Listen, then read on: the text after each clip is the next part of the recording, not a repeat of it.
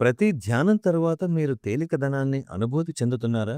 ప్రారంభంలో అది సరిపోతుంది. తరువాత శాంతి, ప్రశాంతతలనేవి సహజంగానే ఏర్పడతాయి. అలాగే మానసిక ప్రశాంతతే మీ జీవిత లక్ష్యంగా భావించకండి.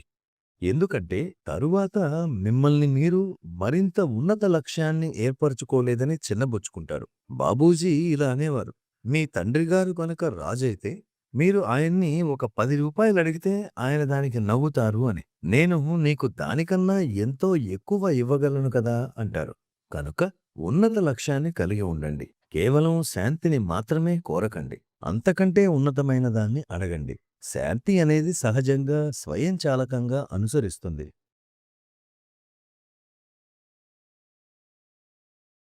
బహుశా నిజమైన శాంతి, పరమశాంతి ఏమిటనేది మీరు తప్పుగా అవగాహన చేసుకుని ఉండొచ్చు.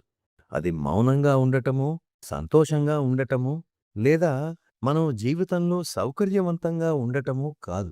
శాంతి అనేది మీరు జీవిత సమస్యలలో కొట్టుమిట్టాడుతున్నప్పటికీ మీ హృదయంలో ఒక అజేయమైన భావన. కొన్నిసార్లు మనం సమస్యలు లేకపోవడాన్ని శాంతిగా ఉండడంగా భావిస్తాం. అది శాంతికి సరైన నిర్వచనం కాదు. శాంతి అంటే సరైన అర్థమూ అది కాదు.